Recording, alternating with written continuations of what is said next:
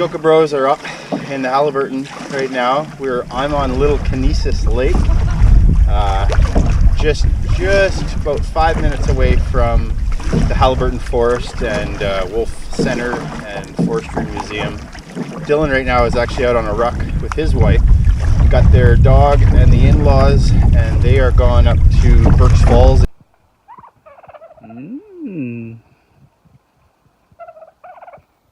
North of Huntsville, and they're rucking all weekend. And for those of you who don't know what a ruck is, I am told it is going for a hike with a weighted pack. So some of his video and pics are going to follow, but I'm just out here right now. We've got a video going to drop, and it is I think it's going to be titled something like "We Know Nothing About Camping."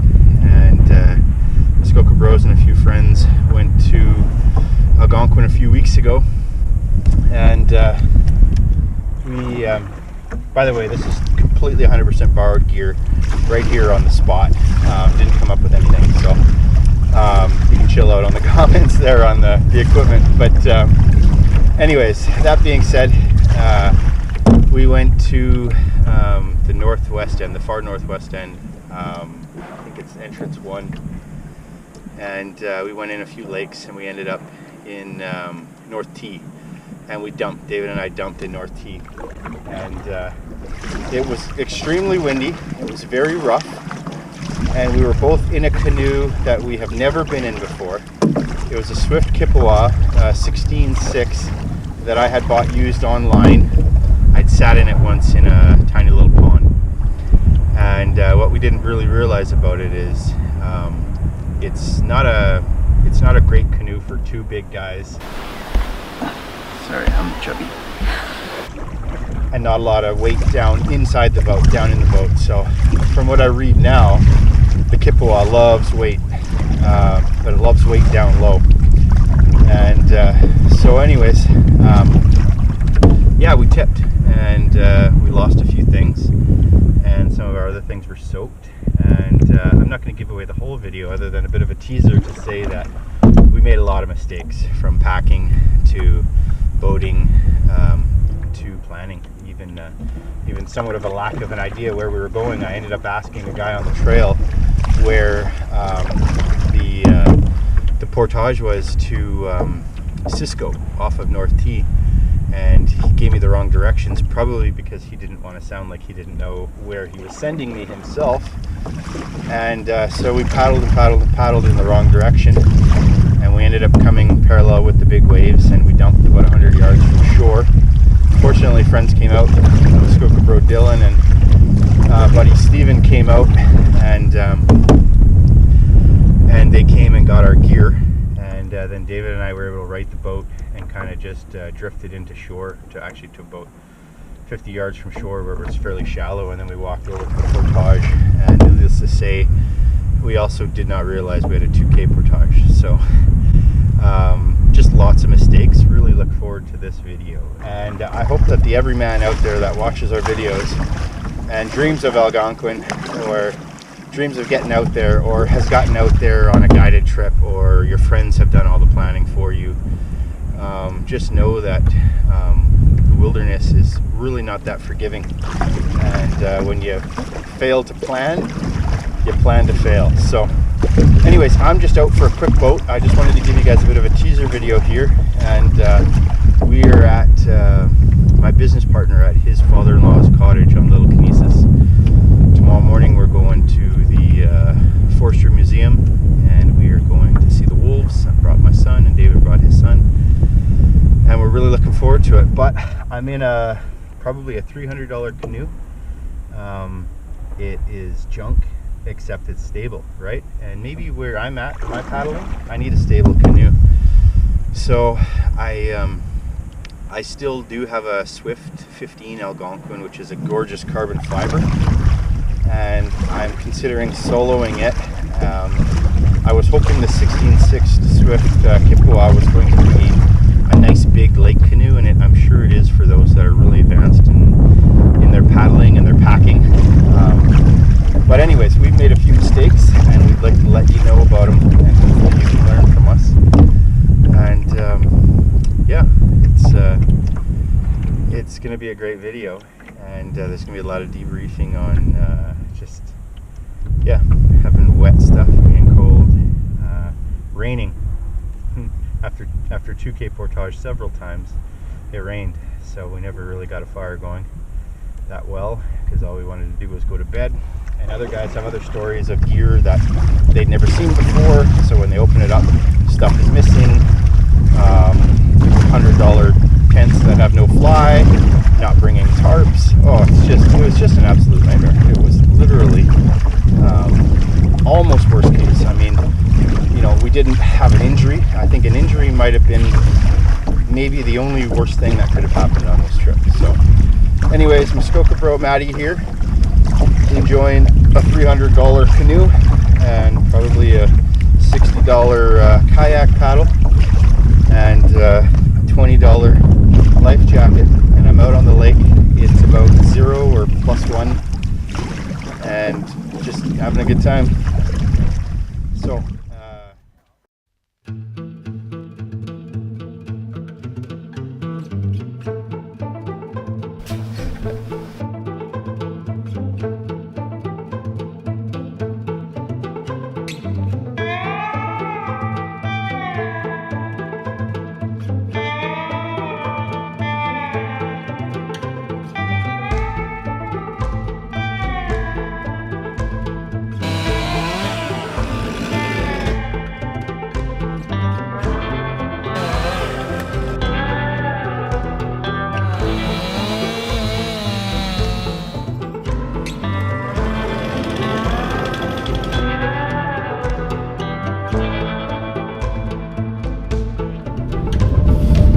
David. Morning, Matt. So whereabouts are we today? We are at a cottage on Little Kinnisis Lake in the Haliburtons, and we're about 30 minutes north of Minden right now. I think we're about south of the Algonquin Parks, about center. So I've just hit record, so that means the wind has to... We're in a tornado, so... That's a true story. Yeah. We've had an amazing night over at a cottage, and we're here with your company. Yeah, I run a small tree service, and this is my business partner's in-laws cottage. And we did a bit of tree work yesterday, and a little bit of paddling, and then just kind of some barbecue and some good times. Yeah, so we did a bunch of hanging out last night, watched a couple movies, had some steaks. Yeah, steaks, chops. This morning I had eggs and bacon and sausage. It was fantastic. It was really good. Yeah. And, now this cottage is heated with... It's wood stove, which is absolutely beautiful. Now who started that fire?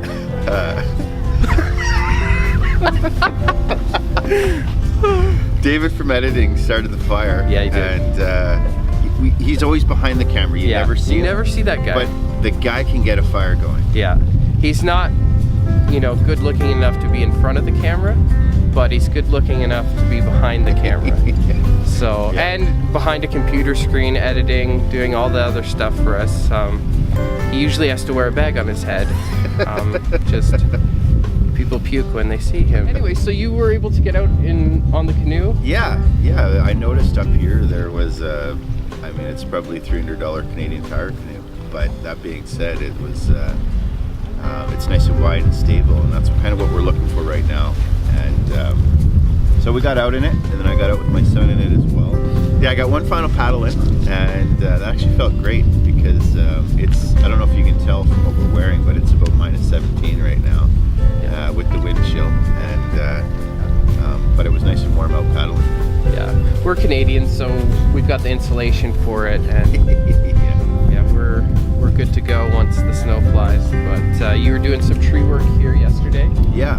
So the owner of the cottage is probably our biggest fan. Yeah. And he has us up once a year in the fall to do some tree work, and then the company sort of just makes a night of it. And so we took a tree that was leaning really hard over his dock. We took it out because a couple more over the winter failed last year. So just some maintenance and some basic stuff, a little bit of cleanup, and then we just enjoyed the night.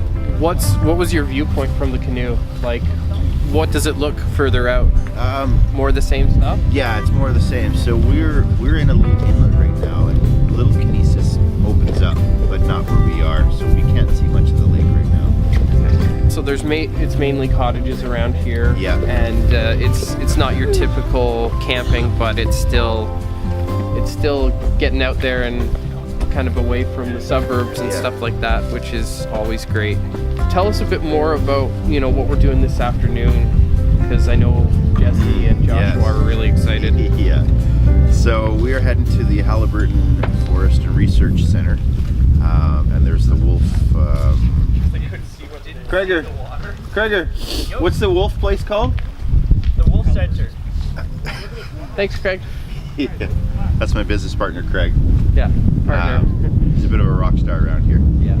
So we're going to the Haliburton Research Center and Research Forest and Wolf Center, and they have a pack of wolves. They're in captivity. They're trying to build up the population around here as well as study, so that we can conserve for future generations. Because that's the way we have to approach things, right? Everything needs a bit of management. Yeah. Not always hands-on. It's like tree work.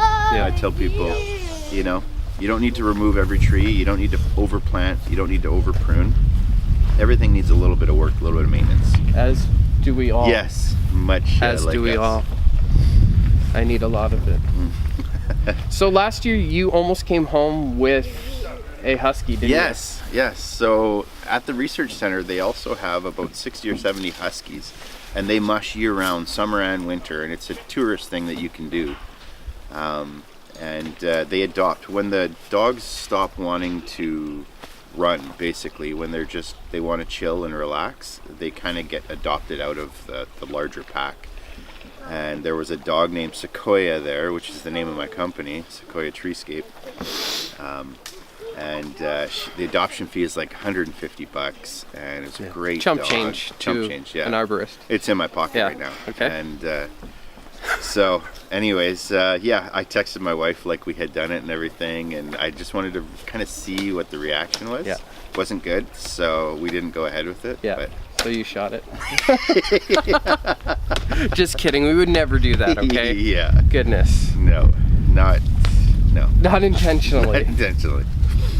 Okay, so this is basically it from the cottage, and we're gonna have more to come from the wolf preserve. Yeah. Craig had the technical name for Yeah. it. A center, I think. Center, Wolf Center. Yeah. We'll see if that's actually the name. And we're out. And we're out.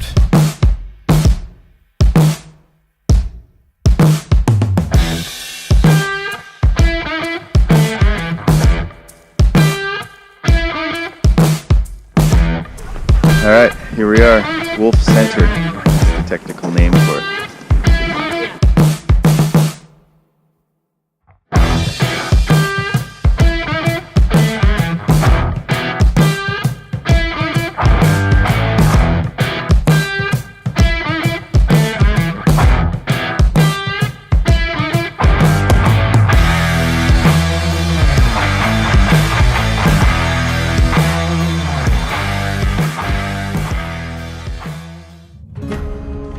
How long is it? It goes 3 football fields. It's the second largest enclosure in North America. Holy cow. Oh, there's 1, 2. Those are amazing.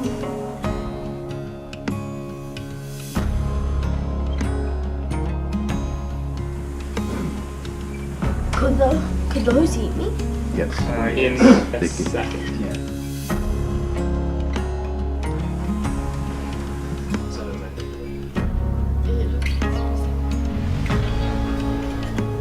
So top of the hill, left to right, you've got Onyx, the alpha male, then you've got Quinn, then Quest, then Piper.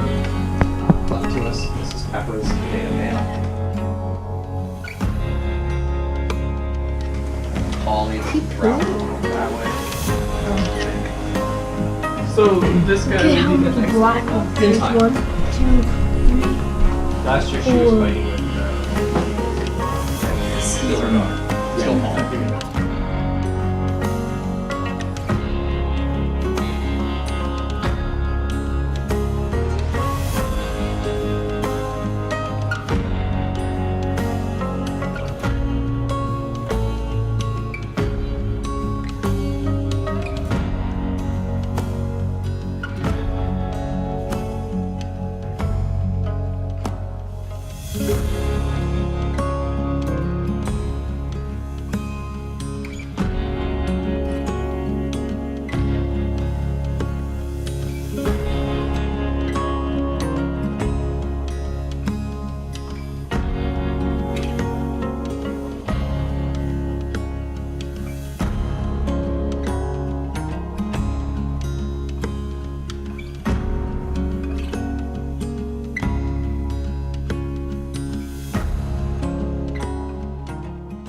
right, Matt. So what have you learned that you haven't learned last time about wolves?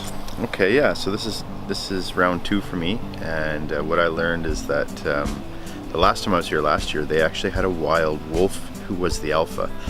I'm not sure what his story, why he was captured or whatnot, but so the caretakers here, they couldn't go in unless he was tranquilized. But now he's passed, and the current alpha now has been raised with people, so the caretakers can walk in and out right now.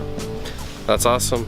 They did have a video playing, and from that video what I learned that I didn't know about before, I knew that they were in packs, but it's like mom, dad, kids, and even the elderly help out. So it kind of relates to like our farm situation that we have going on. Exactly. Yeah, and many hands make light. Yeah, so everybody has their own roles, and it was really kind of cool to see it on like in a nature setting and stuff like that. And yeah, so a lot of really cool things to see here, and yeah, so we're gonna probably head out to see the moose. What's the moose's name? Hershey the moose. Hershey. And the Forestry Museum. Awesome. So more to come, guys. Stars coming up, sun's going down, the moon's pushing and pulling me back around. Yeah. Balls were all bigger back then. Wasting away in this wind ghost town. I'm laughing at your joke.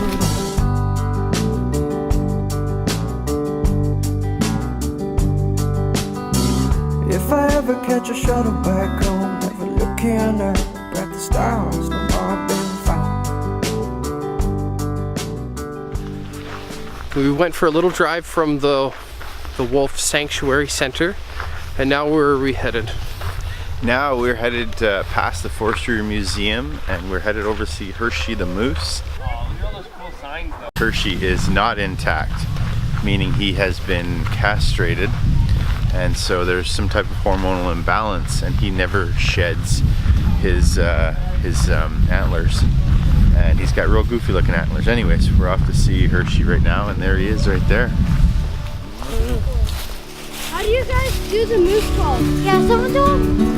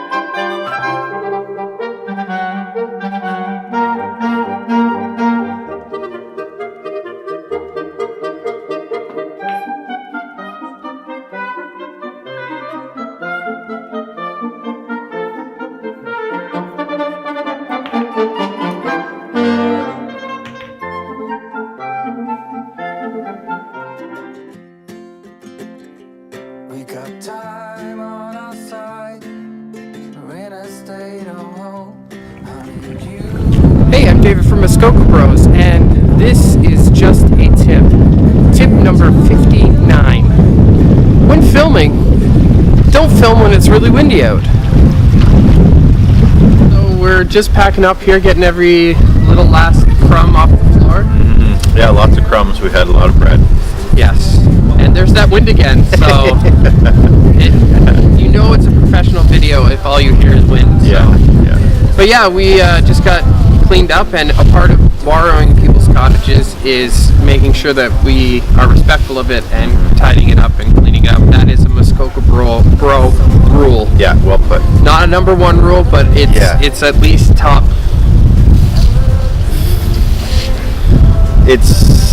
It's there. It's there. Yeah. Yeah.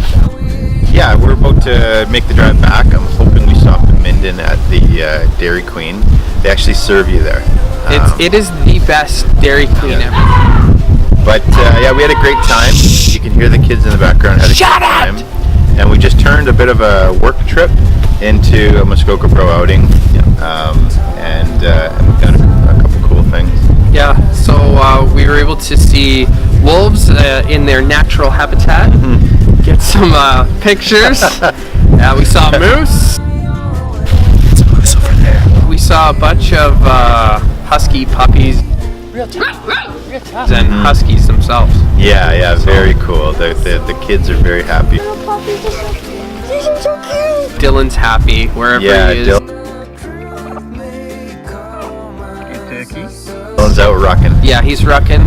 If you guys like this video, make sure to like, subscribe, and comment on YouTube. But most of all, guys, We just got to get out there. in the words of Dylan,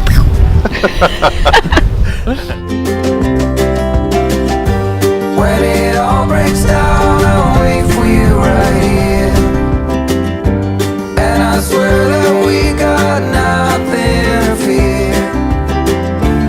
It's a miracle that you and I are finally here.